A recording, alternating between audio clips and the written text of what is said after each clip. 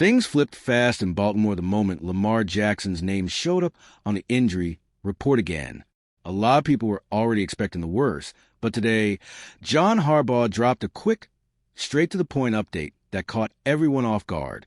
One of those short phrases that completely changes the vibe of the week and leaves that big question hanging.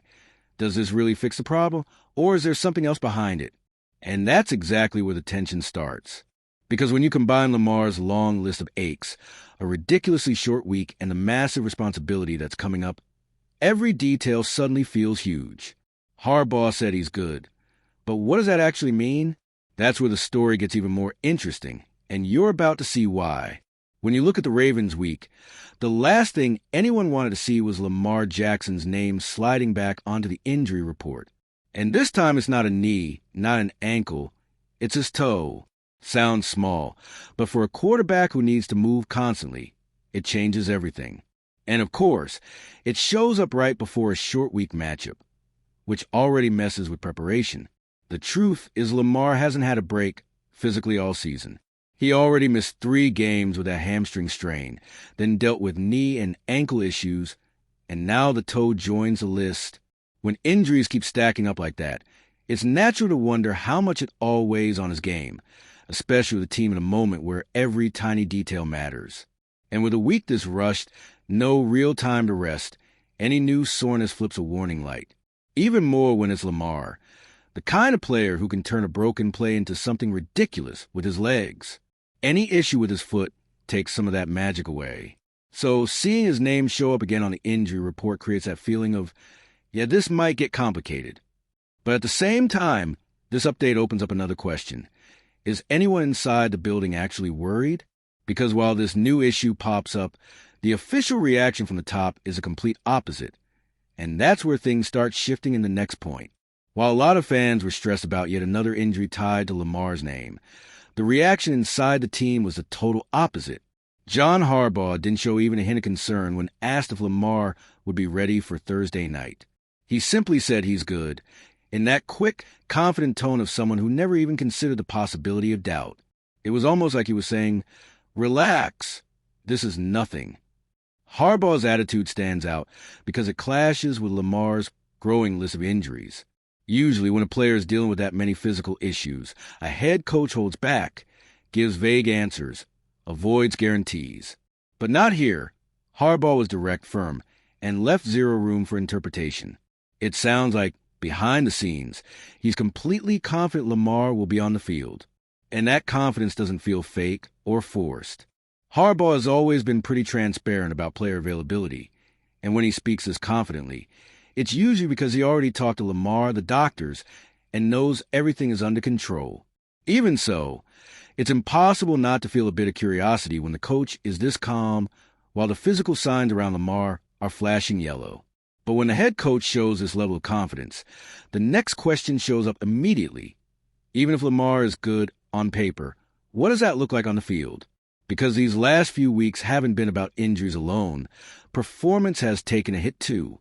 And that leads naturally into the next point.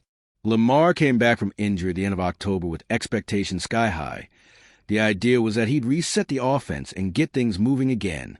But outside of that dominant game against Miami, where he threw 4 touchdowns, things haven't clicked. Over the last 3 games, he hasn't passed 200 yards once and has just 1 touchdown with 2 interceptions. Numbers far below the standard he usually sets. What's even more surprising is that his running game has disappeared. The thing that always made him this rare, game-breaking player simply hasn't been there. He's rushed for 14, 36, 10, and 11 yards his last 4 games. Production nowhere near what the entire league is used to seeing from him.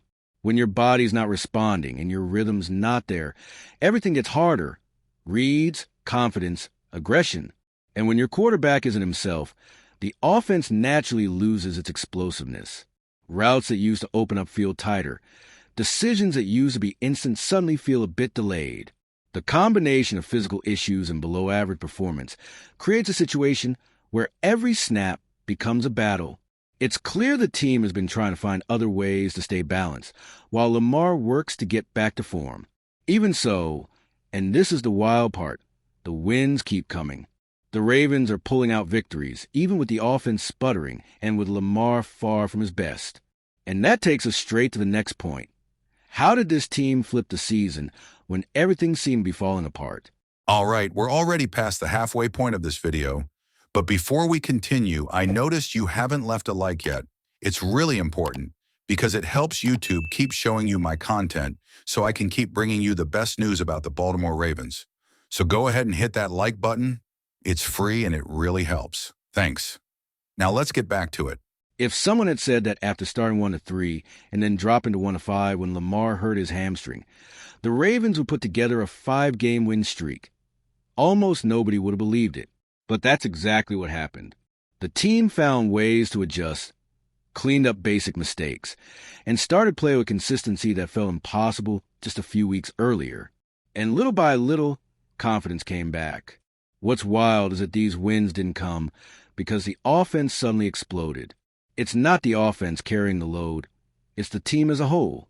The defense, which started the season shaky, finally stabilized and began stacking strong performances, keeping scores low and giving the offense room to breathe.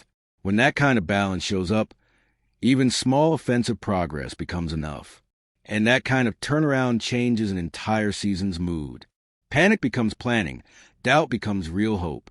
Being back on top of the AFC North after everything that happened shows this is a team that, despite obvious flaws, knows how to compete, fix its own mistakes, and capitalize on opportunities. It's not perfect, but it's resilient, and that's been the difference. Still, there's one uncomfortable detail nobody can fully ignore. This hot streak hasn't come against strong opponents, and that leads directly into the final point. As good as this run has been, there's one stat that always comes up when trying to measure how far this team can actually go. Baltimore is 1-5 against teams with a winning record. That means the only team above .500 that they've beaten this season is the Chicago Bears. When the competition gets tougher, the results just haven't matched the improvement. That stat stings because it shows a gap that still exists when the Ravens face complete, well-coached teams.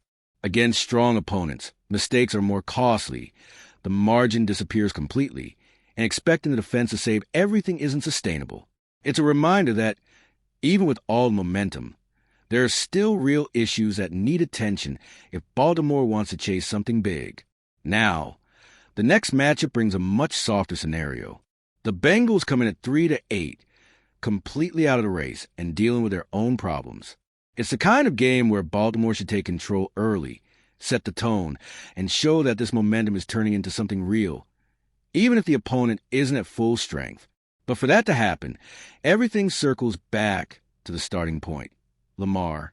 Harbaugh said he's good, but now he's on the field, with the ball flying, pressure coming, and the lights on where that quote needs to become reality.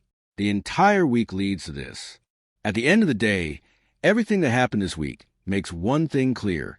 Lamar Jackson's physical condition completely shapes the Ravens' direction.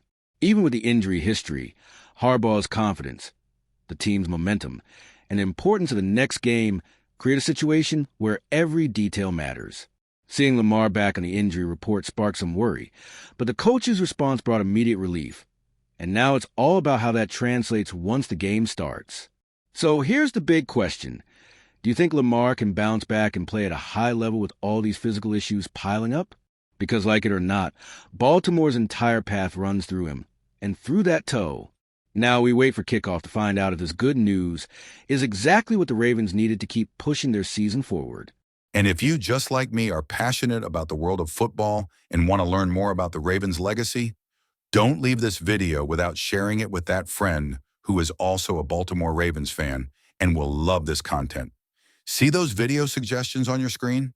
The first one was handpicked just for you, and the other is a recommendation from YouTube itself.